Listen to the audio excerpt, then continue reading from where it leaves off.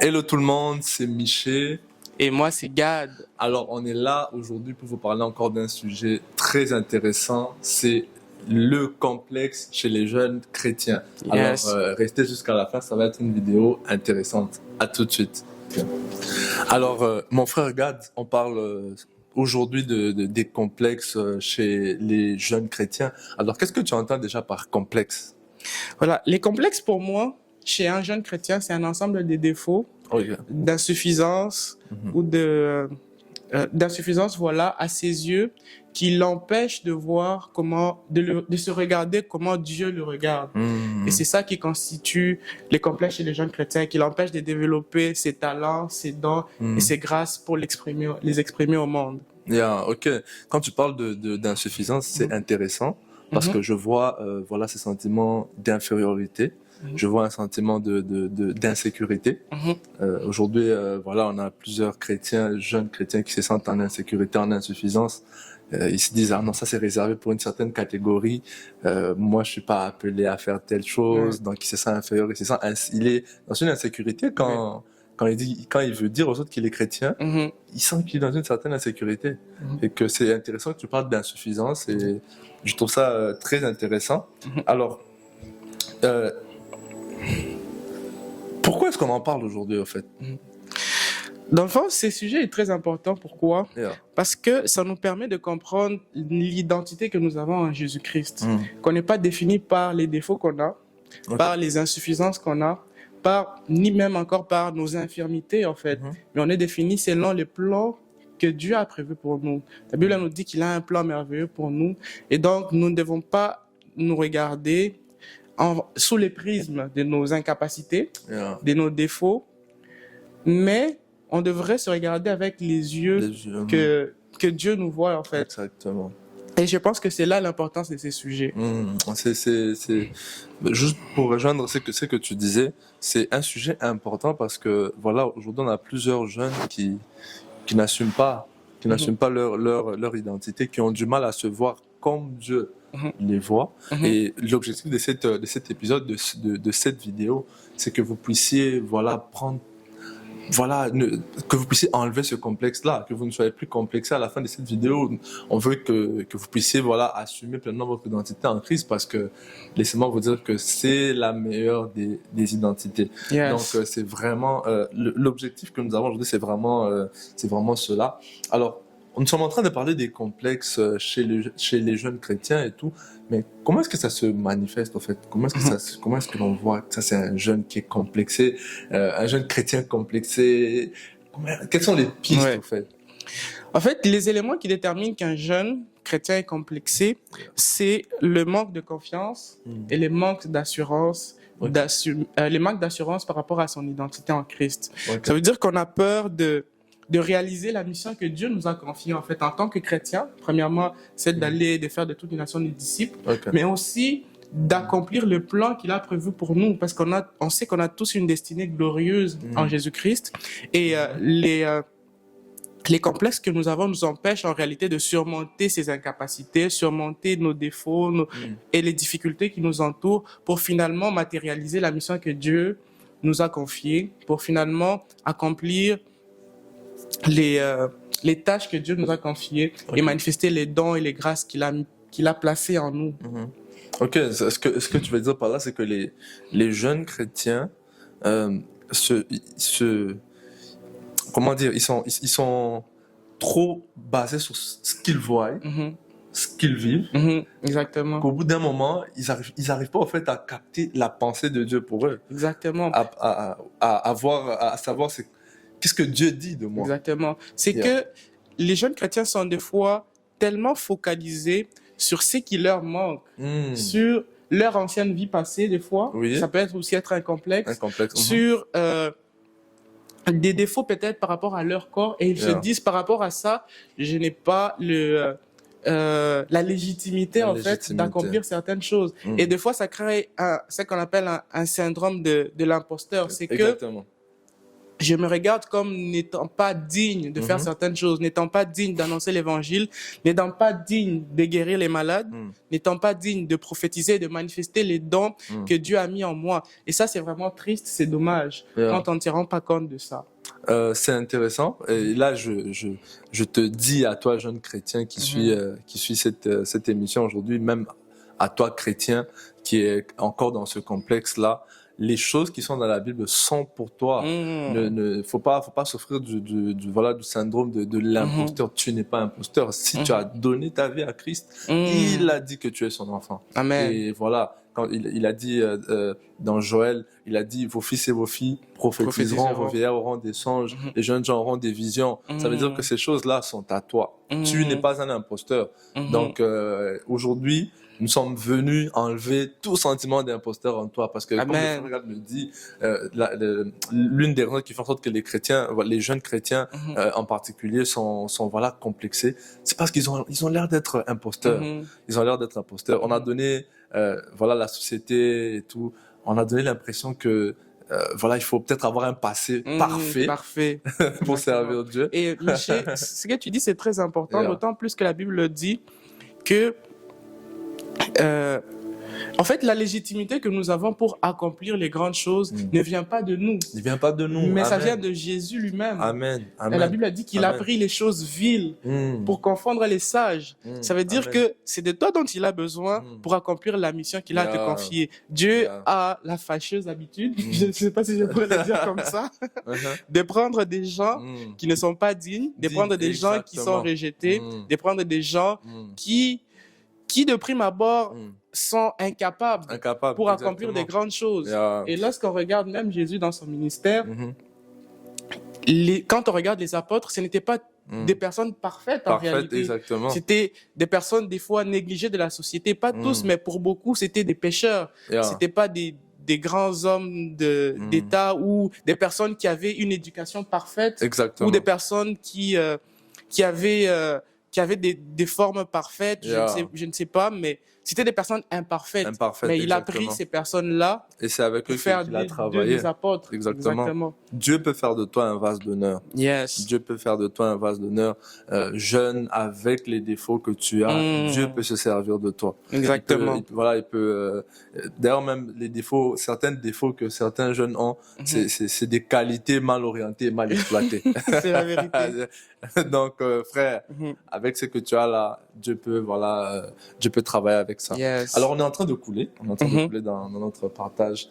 Quels sont les facteurs, les facteurs qui contribuent à cette complexité, si je peux dire, qui fait en sorte que les jeunes sont complexés? Qu'est-ce qui contribue à ça, à ton avis? Voilà. Les facteurs, j'en ai trouvé un facteur majeur, à mon avis. Sûrement qu'il y en a d'autres, mais un des facteurs qui empêche les jeunes chrétiens de se décomplexer et d'entrer dans leur mission, c'est le monde et le système du monde. La Bible nous dit que nous sommes dans ce monde, mais nous ne sommes pas de ce monde. C'est que des fois, le fait de rester focalisé sur ce que les gens diront de nous nous empêche en réalité d'accomplir ce que Dieu a prévu pour nous. C'est que des fois, il y a un jeune chrétien, on t'a parlé de l'évangile, mais tu as peur de t'assumer parce que tu as peur que les gens du monde t'appellent pasteur. Oh, toi, tu es devenu un pasteur, toi, maintenant. et c'est triste, parce que tu n'as pas le regard fixé sur Dieu et sur la mission qu'il a prévue pour toi. Tu as le regard fixé sur les hommes et sur le monde. Alors que nous sommes dans ce monde, mais nous ne sommes pas de ce monde. Nous avons la mentalité du royaume. La mentalité du royaume n'est pas fixée sur les regards des hommes, mais la mentalité du royaume exactement est fixée sur le regard de Dieu et sur le plan merveilleux qu'il a prévu pour nous. Donc, j'aimerais dire à un jeune chrétien, ne te focalise pas sur les regards des hommes.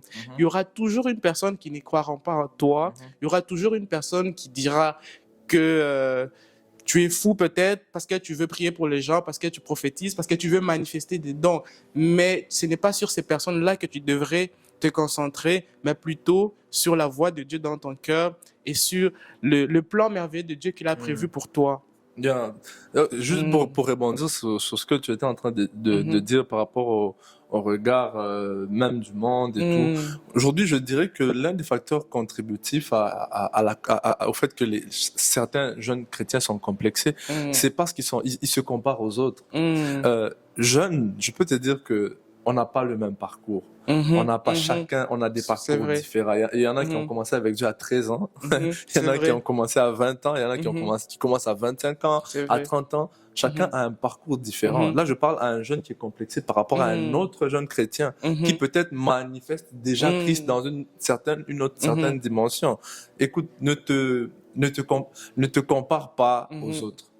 Voilà, apprécie la grâce des autres. Mais Dieu a quelque chose pour toi. Il peut faire quelque chose avec toi. Donc, ne sois pas complexé. N'essaie pas de dire, ah non, mais lui, il fait ça, mais moi, je ne le fais pas. Non. C'est vrai. Rends grâce à Dieu. Et c'est important ce que tu dis, d'autant plus que des fois, une autre source de complexe, c'est la jalousie et l'envie par rapport aux dons et aux grâces que les autres manifestent. Mais tu dois savoir que Dieu a aussi un appel pour toi. C'est que quelqu'un qui manifeste des grâces ou des talents dans un certain domaine ne devrait pas te complexer parce que tu devrais savoir aussi les domaines dans lesquels Dieu t'a appelé. Peut-être que tu as un ami qui prophétise et toi, tu ne prophétises pas. Tu devrais connaître ton appel. Peut-être que tu as un don pour la parole que lui n'a pas forcément. Peut-être que tu as un ami qui met ton effort dans le sport, dans le foot et tu complexes peut-être par rapport à ça. Peut-être que toi, tu n'es pas appelé à jouer au foot, tu es peut-être appelé à exceller au basket. Donc, il faudrait savoir aussi, je pense, l'appel qu'on a. Je pense que c'est aussi un élément qui nous décomplexe de beaucoup de nos, de nos insécurités. Se connaître soi-même. Exactement, se connaître soi-même. Moi, je parle de se connaître soi-même, je parle de se connaître soi-même physiquement, mais aussi se connaître soi-même spirituellement. Spirituellement. Il y a donc, voilà, il y en a qui manifestent certaines grâces que d'autres ne manifestent pas, mais jeune, tu as un don.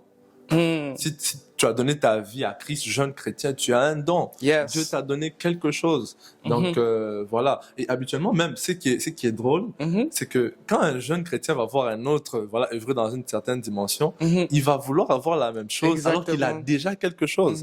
Dieu ne va pas te donner une autre chose tant que celle que tu as, tu n'en fais pas bon usage. Exactement. Et là, ça nous rappelle la parabole des talents. Des talents, exactement. C'est que Dieu a mis en nous beaucoup de talents. Et les complexes, c'est ces choses-là, en fait, qui t'empêchent de prendre ton talent puis de travailler dessus. Finalement, quand Jésus reviendra, il te demandera où est passé ton talent. Tu diras, je suis allé l'enterrer parce que j'avais trop peur de le perdre.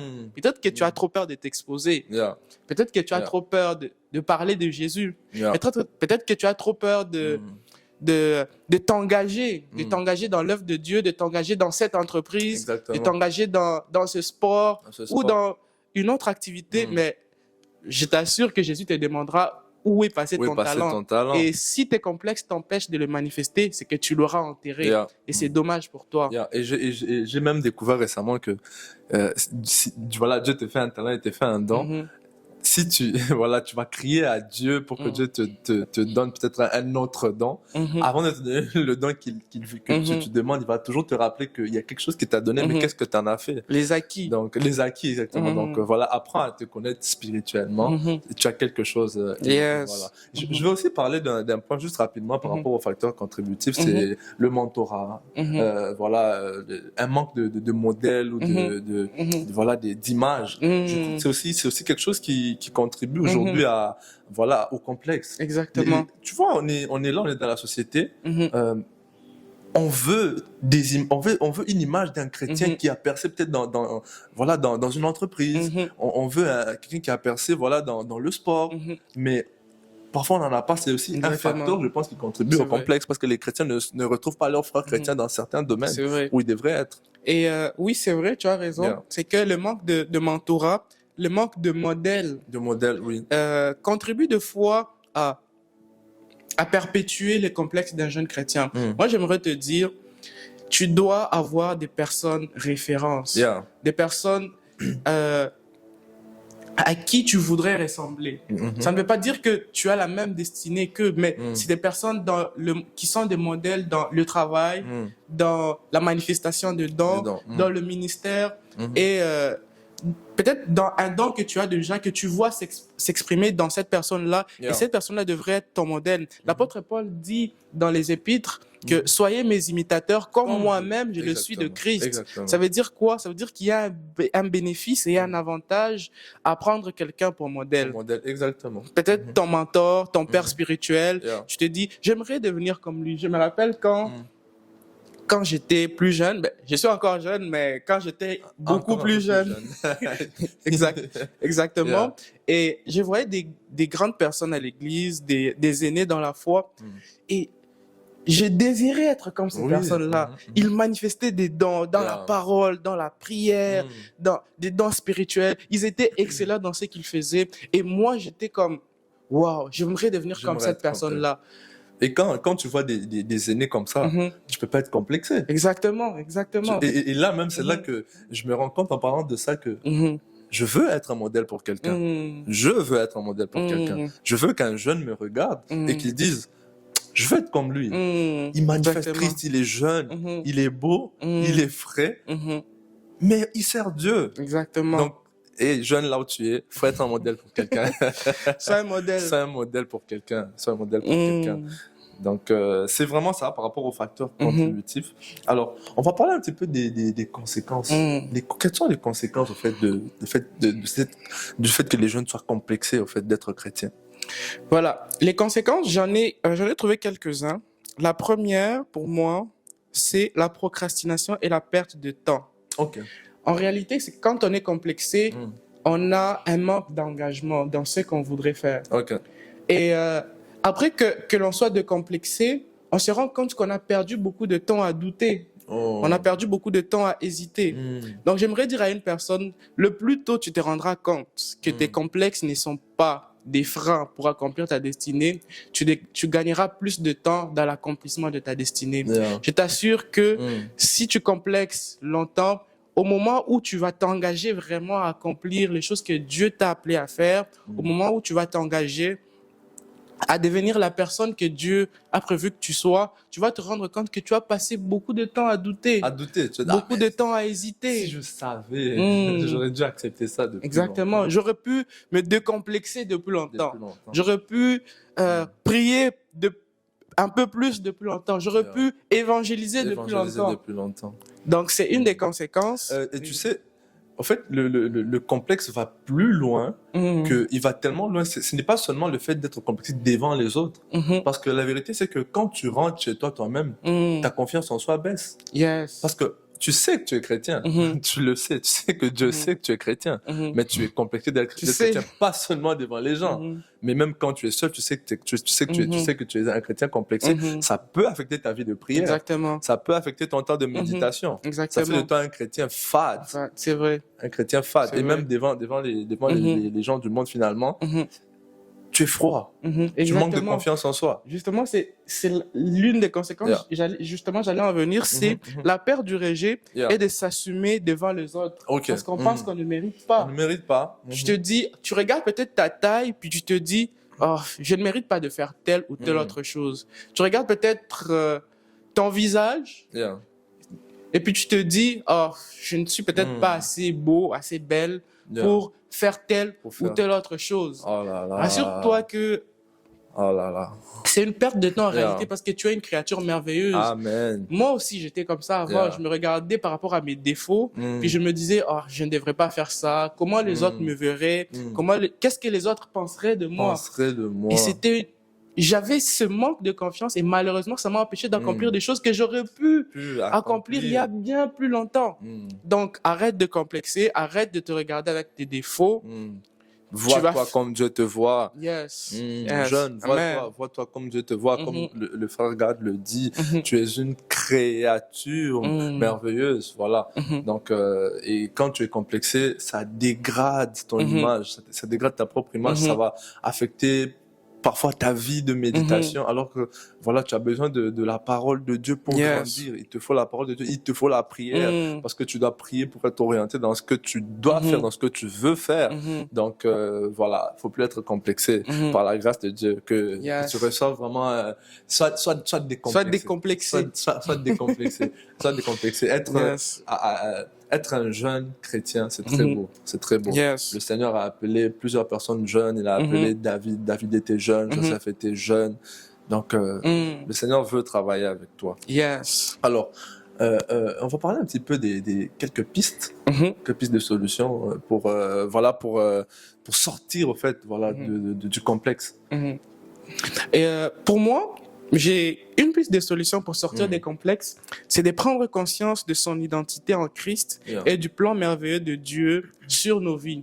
En réalité, quand tu prends conscience du prix que Christ a payé pour toi à la croix, tu te rends compte que tu vaux cher en réalité. Tu ne vaux pas 1 million de dollars, tu ne vaux pas 2 millions de dollars, tu ne vaux pas 3 millions de dollars, tu ne vaux pas 1000 milliards de dollars. Tu vaux le sang de Jésus-Christ qui a coulé à la croix. Et donc, quand tu te rends compte de ça, eh ben, tu te dis, en réalité, je suis capable de tout faire. En réalité, tout ce que Dieu a prévu de bon dans ma vie, je suis capable de les réaliser. Et j'ai un verset biblique pour ça. C'est que la Bible dit dans Jérémie 29, le verset 11, en effet, moi je connais les projets que j'ai formés pour vous, déclare l'Éternel, projets de paix et non de malheur, afin de vous donner un avenir et de l'espérance. Donc, je retiens 2 mots, un avenir et de l'espérance. Si tu restes dans tes complexes, malheureusement, tu ne vas pas accomplir ton avenir. Si tu restes dans les complexes, malheureusement, tu perds ta foi et ton espérance. Et j'aimerais dire à une personne qui est comme Moïse, lorsque Dieu l'a appelé à aller sortir le peuple d'Israël de l'Égypte, je vais lire ce verset dans Exode 4, 10 à 14. La Bible dit, Moïse dit à l'Éternel, « Ah, Seigneur, je ne suis pas un homme doué pour parler, et cela ne date ni d'hier, ni d'avant-hier, ni même du moment où tu as parlé à ton serviteur. En effet, j'ai la bouche et la langue embarrassées. » L'Éternel lui dit, « Qui a donné une bouche à l'homme, qui rend muet ou sourd, capable de voir ou aveugle. N'est-ce pas moi, l'Éternel?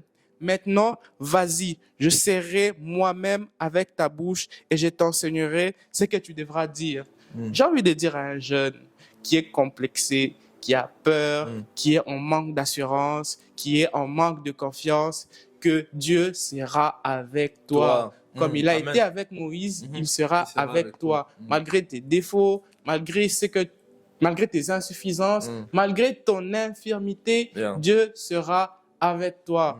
Exode 4, 10 à 14. Amen.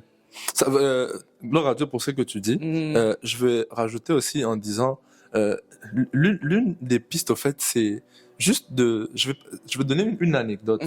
Par exemple, je suis malade, je vais dans un hôpital où on me soigne très bien, mais je vois un de mes proches, peut-être ma mère, mon frère ou quelqu'un qui est malade.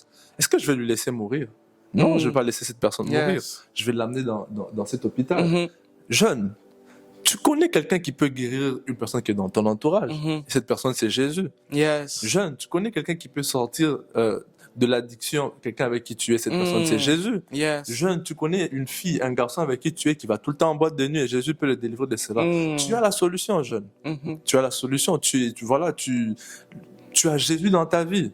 Tu dois le partager aux autres parce que c'est égoïste, c'est égocentrique d'avoir la vérité, d'avoir Christ dans sa vie et ne pas partager aux autres. Donc, jeune, il n'y a pas que toi, il y a les autres. Voilà, il y a l'histoire de la femme samaritaine dans la parole de Dieu. Quand Christ a fini Christ lui a dit, voilà, si tu bois de l'eau que moi je vais te donner, tu n'auras plus jamais soif. Et Christ lui a prophétisé par rapport aux cinq maris qu'elle avait. La parole de Dieu dit qu'elle a couru aller chercher les autres pour dire que voici quelqu'un qui m'a raconté toute ma vie, le Messie. Va chercher les autres, dis-leur, regardez, j'étais comme ça, Christ m'a sorti de là, je suis victorieux. Venez, je vais vous donner la solution. Tu as la solution. Donc tu dois penser aussi aux autres. Il faut pas être seulement égocentrique. C'est vrai. Et tu as vraiment raison parce que en réalité, certains complexes, on pense qu'on a des complexes, mais ça c'est caché derrière l'orgueil, l'égoïsme et l'égocentrisme. La Bible nous demande de mourir à nous-mêmes.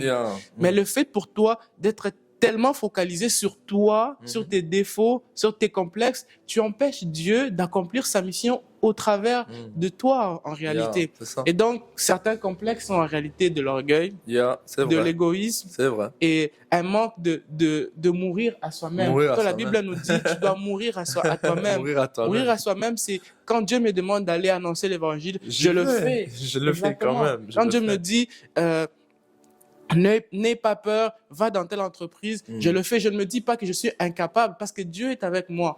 Et donc, mourir à soi-même, c'est aussi une des solutions parce qu'on y était aux solutions exactement. pour vaincre les complexes. Exactement, pour vaincre le complexe. Comme tu disais, la parole de Dieu dit, Jésus dit, celui qui veut me suivre, qu'il renonce à lui-même, qu'il renonce à lui-même, qu'il se charge de sa croix et qu'il me suive. Ça veut dire que même Jésus, au fait, c'est beau ça. Il nous demande en fait de nous régner, nous, pour le suivre. Pour le suivre. Au fait, je crois que parfois, il y a des gens, ils sont comme moi, mon image, comment on va me voir, et tout ça. Et vrai. Finalement, au bout d'un moment, c'est vrai. Il faut mourir à soi. Il faut mourir à soi. Il faut renoncer à l'image de soi pour que Christ soit vu. Il faut parfois accepter que, ok, quand je vais refuser de faire telle chose, ils vont dire que je suis un jeune démodé. Mais c'est gloire à Dieu parce que voilà, je vais pas me souiller, je vais pas me salir. Donc c'est vraiment aller mourir à soi-même, accepter vraiment de se renier soi-même pour que Christ soit vu. Donc c'est vraiment ça. Yes. Alors on atterrit petit à petit. Est-ce que t'as un mot de la fin? Je pense qu'on a tout dit pour ma part. Et moi, j'ai pris juste que cette vidéo puisse toucher un jeune. Un jeune qui était en manque de confiance en lui-même. Un jeune qui manquait de l'assurance. Un jeune qui était focalisé sur ses doutes, sur ses imperfections. Peut-être lié à ton physique, la taille, le visage, je ne sais pas. Peut-être lié à ton passé. Je te dis, je peux pas trop m'attacher à ces jeunes chrétiens parce que j'ai un passé qui n'est pas glorieux. Glorieux, exactement. Dieu ne te regarde pas selon ton passé. Il te regarde avec le prisme de son Fils Jésus-Christ qui est mort à la croix. Donc, ne sois pas complexé par rapport à ton passé. Ou un jeune qui peut-être a vécu des situations difficiles qui finalement lui ont fait croire qu'il ne mérite pas le meilleur, qu'il ne mérite pas d'être exposé, qu'il ne mérite pas de s'engager ou de servir Dieu. Toutes ces choses, en réalité, ça ne vaut rien devant le plan merveilleux que Dieu a prévu pour toi. Donc, arrête d'être complexé. Focalise-toi non pas sur toi, sur tes défauts, sur ton passé, sur tes échecs, mais focalise-toi sur Dieu et sur le plan qu'il a prévu pour toi. J'ai aussi juste un message de la fin pour un jeune. C'est peut-être tu es en train de lutter avec un péché. Jeune, prie que Dieu t'aide. Le Seigneur est capable de te sortir, voilà, peut-être c'est un péché qui te tourmente beaucoup, c'est rendu peut-être à l'étape d'une iniquité. Dieu est capable de te sortir de là. Il peut te délivrer. Continue à crier à Dieu. Parce que la spécialité qu'a le péché, c'est de dégrader la confiance en soi. Parce qu'en fait, la parole de Dieu dit que, Christ nous a donné le pouvoir de marcher sur les scorpions et rien ne pourra nous nuire. En fait, le péché, c'est toi qui dois le piétiner. Mais quand le péché est au-dessus de toi, finalement, il dégrade ta confiance en toi. Tu te vois inférieur au péché, tu te sens inférieur, tu as des remords et tout ça. Et tout ça, ça fait en sorte que, comme on en a parlé au début de la vidéo, quand tu es devant les gens du monde, tu es comme non, je vais rien dire parce que je suis dans le péché. Je vis dans le péché. Et cette voix te dit continuellement que qu'est-ce que tu vas dire aux autres? Tu vis dans le péché. Tu vis dans le péché. Tu n'as rien à dire. Mais je vais pas m'arrêter là. Jeune, je vais t'encourager, je vais te dire ceci. La parole de Dieu dit, là où le péché a abondé, la grâce a surabondé. Annoncer l'évangile, au fait, c'est pas pour les gens parfaits. C'est pas pour les jeunes parfaits. C'est avec tes imperfections, mais appuie-toi sur la grâce de Dieu. Parce que si on part dans le global, il y a personne qui est parfait. Il a dit 40% péché sans pouvoir de la gloire de Dieu. Moi, je me repose sur la grâce de Dieu. Je regarde aucunement, peut-être parce que je suis un peu juste, je suis un peu poli. Non, la grâce de Dieu, c'est la grâce de Dieu qui me permet d'évangéliser. C'est la grâce de Dieu qui me permet de parler de la part de Dieu. Donc, jeune, ne t'appuie pas sur tes forces, appuie-toi sur la grâce de Dieu. Dieu peut te sortir de ce péché-là, mais même si tu es en train de lutter, parfois tu peux tomber. Annonce l'évangile, prêche la bonne nouvelle. Donc, c'est ça que j'avais pour toi. J'ai pas quelque chose à dire. Non, tout est beau pour moi. Donc voilà, que Dieu vous bénisse. On espère que ça vous aura, que ça va vous bénir. Yes. Et on se retrouve très bientôt pour une prochaine vidéo. Bientôt et à la prochaine. À la prochaine. Bye. Peace.